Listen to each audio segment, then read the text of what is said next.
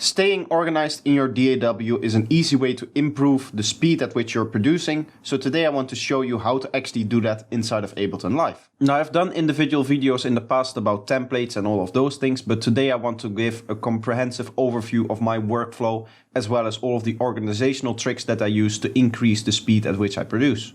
Now, before we get into that, if at any point you enjoyed this video and you want to support the channel, make sure that you leave a like as well as a comment with a video idea or any other question or suggestion that you may have. If you want to learn more about music production, then you can also check out my masterclass or any other products that I'm selling on my Gumroad. So here we are inside of an Ableton Live project. This is the project as it opens up for me. If I hit Ctrl N, you'll be able to actually see that this is my template. And that's going to be my very first tip, is to have a template, something that is just a jumping off point, a starting point for your music, and that you can easily jump into and start producing immediately. Now, there's different levels of template. I am a person that likes to have a template that is fairly empty. You can see there's a lot of tracks and a lot of things already set up, but there's not really any suggestion of what kind of music I'm going to write. A lot of people, what they'll do is they'll start up with a starting template where they already have some drums loaded or they already have some patches loaded, stuff like that. For me, that's not really a nice way to start a project because I don't always want to use the same kind of drums.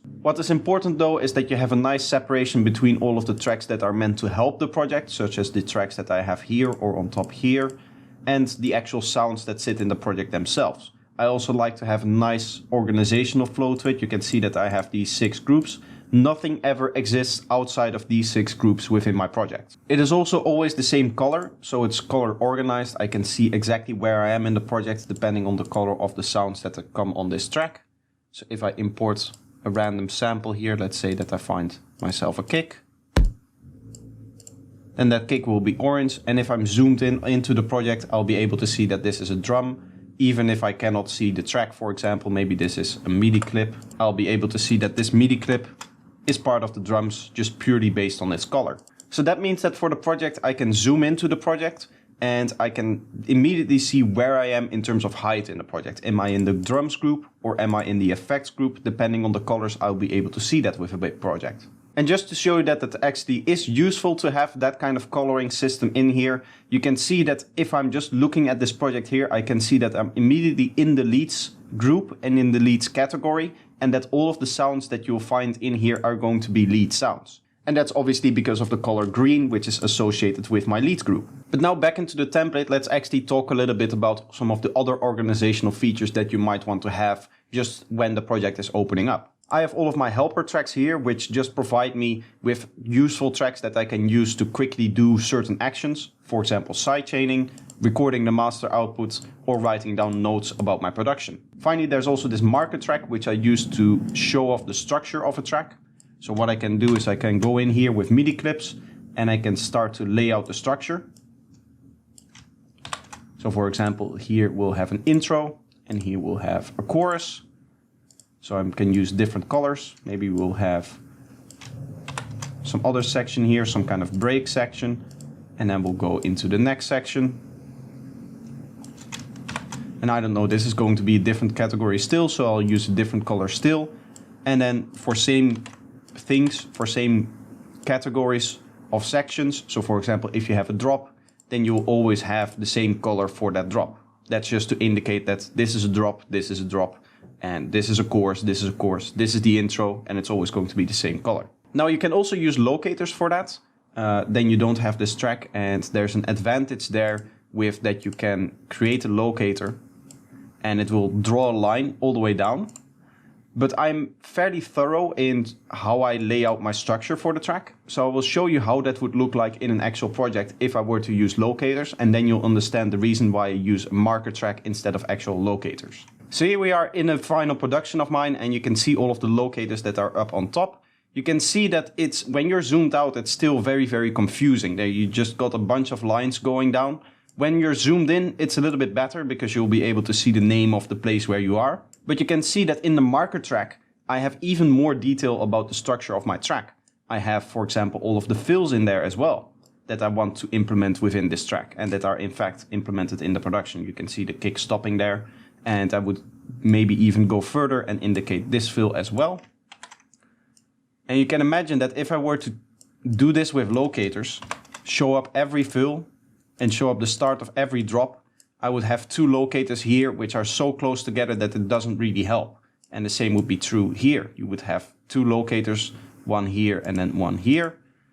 And at this point, if you start to zoom out and you have them, all of them for each individual fill, it's not really nice to actually look at the project. It just becomes too messy and too cluttered for this actually to make any sense, to actually help. Therefore, I decide to stick with the marker track because it doesn't become intrusive if you use it too much. But obviously for you that may vary. If you like to use locators, then you should use locators. The point of the video is not to show you how to do it, it's to give you inspiration for all of the things that you should implement in your organization and in your workflow. Another thing I recommend heavily is to have a separate track for reference tracks that does not go through your mastering chain, so that you can listen to a reference track without a master on it. So once your template is done, you need to think about the defaults. So for example, if I close out of all of these things here, this is a very big project, so I need to scroll down a bit to create a new track. If I actually create a new audio track though, you can see that mine is completely empty. I don't like to use effects on my default tracks, and I like to have a very simple naming scheme of the track number and then just audio, so that I can force myself to name them later. You can see within this production that everything is named as well. So there's a lot of naming that goes on with this production. This is when I get into mixing, then I actually need to name the tracks. When I'm just producing, and in the project that you saw before as well, which was a different production, you would have seen that I don't actually name my tracks when I'm just in the flow of production. I actually go through that afterwards when I go into mixing. So for that reason, I have a very simple default track as well. But if you find yourself using one particular effect, for example, an EQ on every audio track that you have, what you can do is you can just load up that EQ. And once it's loaded on the track, you go right click, save as default audio track, and then that will be the default audio track, and it will always open up with an EQ. You might also see that my EQ opens up a little bit differently than yours. The reason for that is because you can also set up default presets for all of these individual effects here. I've done the same, for example, for the compressor, which standardly opens up with the sidechain enabled, because that's how I like to use this compressor. And for example, my multiband dynamics by default just opens up to be an OTT, because that's what for 90% of the times I use it for. I also have saved versions of the defaults available if I still need the default behavior for the multiband compressor. I don't have to remake that from the OTT preset. I can just open up the default version. But it's nice to speed up your workflow with these kind of things. And the way that you can do that is, again, just by right clicking on it and then save as default preset. You can set up whatever setting that you want. I have starting settings for my EQ, for example. I have my OTT as my default. I just opened up an OTT preset, went here, and then went save as default preset. Now for people that actually follow my channel, they might know that I don't go in these menus to actually open up the devices that I'm using. What I like to do is I like to double right click and then get this menu here.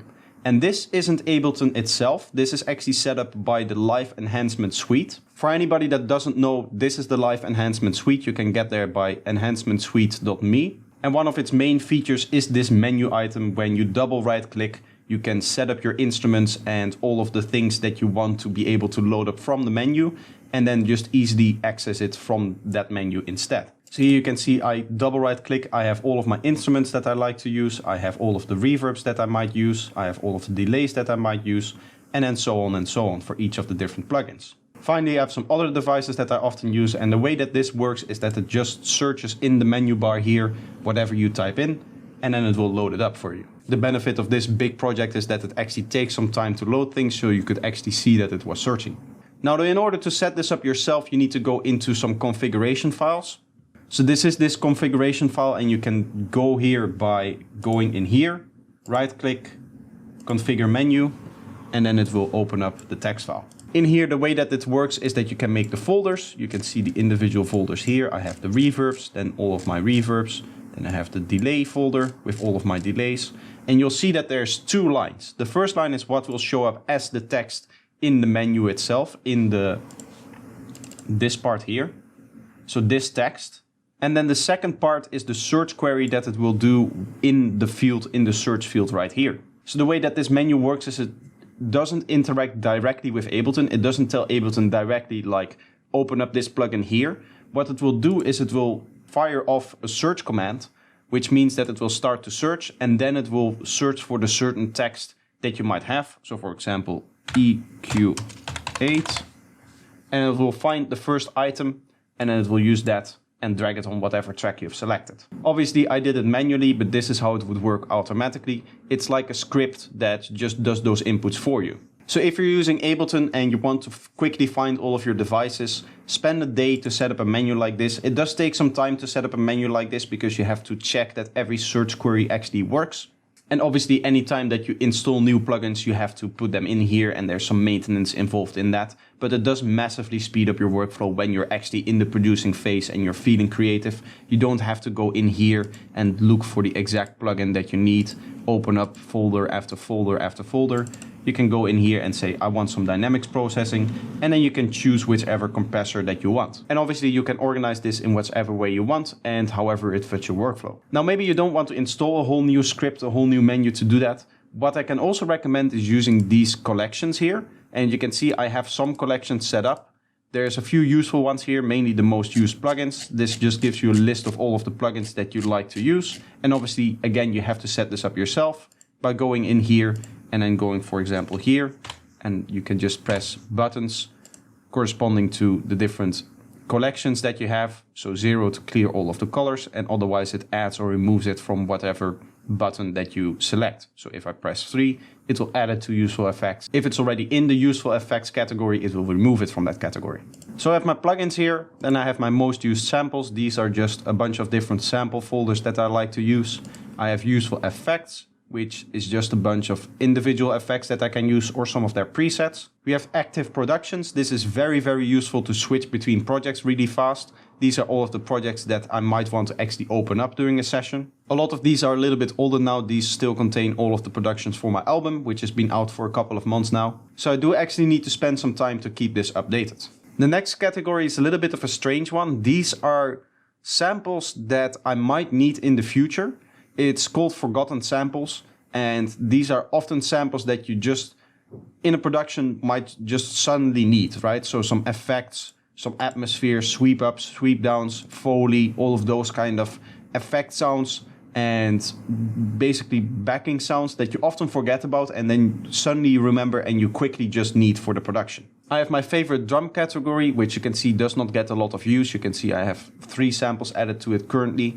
If I were to add a lot more samples, then it would be more beneficial for me to use because I can just quickly find the drums that I would need to start a project. Finally, we have all of my Max for Live devices. There's a little bit of organization involved with Max for Live in that you often need to browse between the different categories here to find whatever you want. So I have everything in one group and that just allows me to quickly add whatever Max for Live device that I might be using. Another part of your organization is your places, and this is what you use to find the different files on your system. I like to have as many different categories of places. You can see that I have quite a few different folders in here. And the reason for that is that it quickly gets you into the right space that you need. Obviously, all of these folders are separated by having common content. So for example, these are all of my alternative samples. These are sample packs that I no longer use actively, but sometimes I just need to get the sound from. Then I have my main samples. You can see that I limit my main samples to roughly 20 sample packs, and that way I quickly can go in there and don't have to spend too much time digging through a whole bunch of different folders to find the right kick that I want. I have my own sample packs over here, the ones that I'm currently working on or the ones that I've already brought out. I have all of my projects in here. This is another great trick because again, you can just open up a new project from here. So if I go into Cyto and stuff and I go to a different project, say for example that I open up this one, which is a little bit of a smaller project, you can see it's loading the live set and it will open very soon, hopefully. So it finally opened up, but you can see that I was able to open up this project just from the file browser. Another cool thing about this is I can go into the project, into individual tracks and start looking around. So for example, I am going to go into the drums and you'll be able to see that the same tracks appear in here as they do in the project itself. So 26 unnamed, 27 projector kick, 26 unnamed, 27 projector, and then kick. This is obviously a little bit of a longer file name. This means that it's easy to get stuff from one project and import it into another project. If you want to share drums or any other elements between 2 tracks, then it's easy to import those. So for example, let's say that I go into this other project here. This is the same project folder, but it's different ALS file. And therefore I can go into the song and I can go, for example, import all of the leads from that song, and it will immediately go into here in my project. It takes a little bit of time to load, obviously, but then I have all of the leads from that other project in here.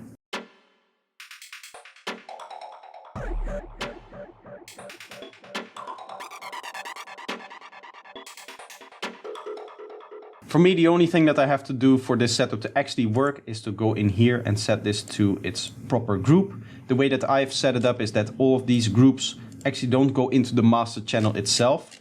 They go into these routing groups here, all of these.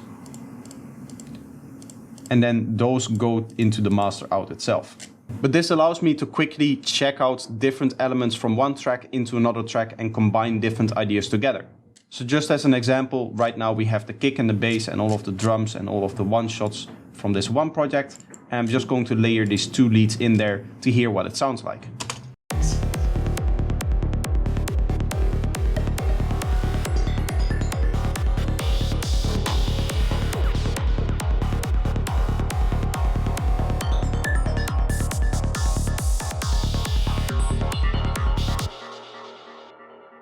And without it, it would just be this.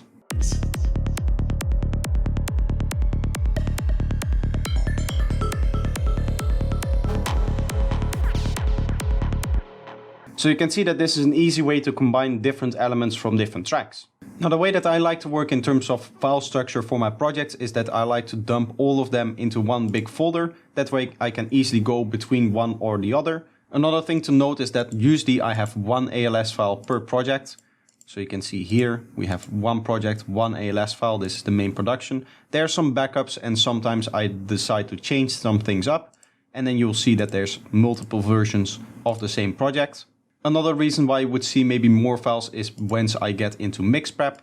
And you can see I've done that twice here. I decided to go into mix prep for the first version. I decided didn't like it, made an edit to it, and then I went into the mix prep for the second version. The reason why I do that in its own file, the mix prep, is that way it's easy for me to see if I'm already mixing a track or if I'm still worrying about the production. You can imagine if you have 10 or 15 projects that you're working on simultaneously, you need an easy way to identify which projects are still in the production phase and which projects are moved on and are going to go into the mixing phase so that you don't go back into that production anymore. One of the key issues that I see with a lot of producers is that they never really finish a track because they never really move on to a next stage. There's 3 stages to production. You have your production itself, which is where you create all of the sounds, create all of the ideas, create the whole arrangement and all of that. Then you have the mixing, where you take all of your sounds and put them together into one track. And then you have your mastering, where you apply effects to that final one track that becomes your master. And in order to speed up your workflow, you obviously want to progress from one stage to the next. But in modern production, there's a lot of producers that don't really do that. They kind of blend it all together into one mess almost, where they do production, then they go into mixing, then they'll already put on their master chain, and then they'll mix a little bit more into that master chain. They'll maybe change a few of the patches out, and they're just working all around. And to me, that's a workflow that doesn't really result in a very fast production speed. I like to work where I'm just purely focusing on the sound design. Then I say stop.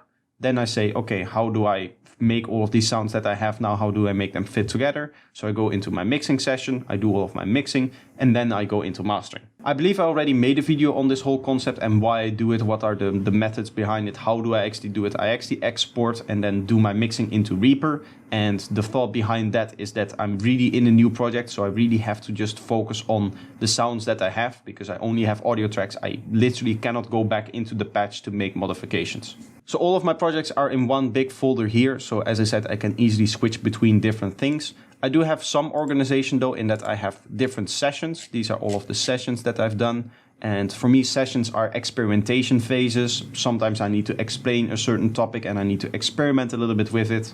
Sometimes I'm making, I don't know, 100 kick drums and I have a session for that. Sometimes I have a student with which I am deconstructing one of his tracks or one of the tracks that he likes. So there's a lot of different things in here which aren't necessarily writing a track. All of this is experimentation or explaining or stuff like that. Then I have a separate folder for some of the challenges that I've done. I have a separate folder for all of the tutorials that I've made. You can see that there's a bunch of different projects in here. And then there's other things, templates, and some other projects as well. Then for some reason, I decided to separately have the tutorial stuff in here so I can easily access it. To be honest, I don't really use this. I usually just go in here and then tutorial stuff if I ever need a patch from one of the tutorials that I've made. And then I have some other useful folders in here. Say for example, my serum presets. I like to have some of wavetables that I'm making. I like to have all of my references here. So these are all of my kick references and these are all of my full track references. Here I have all of the discs from Computer Music, which is a magazine that used to release with a DVD disc with a bunch of samples and tutorials and stuff like that. And you can see that I have all of that here. And then I have other things like desktop, downloads and other stuff as well. This is where I render my newest versions of the tracks to. Here's all of the final masters, for example, for the album. Here's some other album stuff where I have all of the mixes and also their final masters here. And you'll be able to see that there's a bunch of extra folders in here that I haven't deleted. There's even a few that don't even exist anymore. The reason for that is I don't really like deleting these things because there may be samples in here or other things that I might still want to use someday into the future. And it doesn't really bother me because if you just scroll up, it's neatly hidden down below here, and I mainly just work within these few folders here. There is two more special folders that I want to show you, and that's one, the Ableton tracks. Here you can see a bunch of different projects and tracks that I have that I can just easily import into the project. So for example, my feedback group, if I'm ever giving feedback on live stream or to a different producer and I want to use my analyzers, then I quickly have my analyzer set up and I can just start showing you whatever I want on the analyzers. I can also take my size scope, which I use to mix kick and bass, and you can see it already comes up with the kick and bass groups here, and all I have to do is set this to the basses and this to the kick, which is usually the first track in the drums group. And now I'll be instantly able to use size scope to do my kick and bass mixing. For those that don't know, if you want to save a bunch of tracks, what you can do is you can just drag them in there as if they were files, and you'll be able to see that you get this project, which you can just drag in there and it just works. The other folder that I want to show you is just a folder where you can see that I have a bunch of random things. Anytime I need to save something and it doesn't really have a particular folder that it can go into, this is where I place it. It's all kind of random things in here. You can see impulses, tones, we have wavetables, we have full samples, we have a bunch of different folders, we have MIDI, all kinds of crazy things that I may have experimented with at some point. So that's everything that I use to be as quickly as possible when writing music. I wanted to make this video not so much for you guys to just copy what I'm doing, but rather to inspire you to find a bunch of different methods that you can use to speed up your workflow. Hopefully I've given you a bunch of examples that you may have not known about, and you can start to implement those in your workflow as well, but maybe in a style that fits you a little bit more. So if you enjoyed these kind of videos, let me know by leaving a like, and if you're new here and you want to see more of what I do on this channel, then make sure to subscribe. This is going to be the video for today. I hope you enjoyed it and I hope to see you in the next one. Bye bye.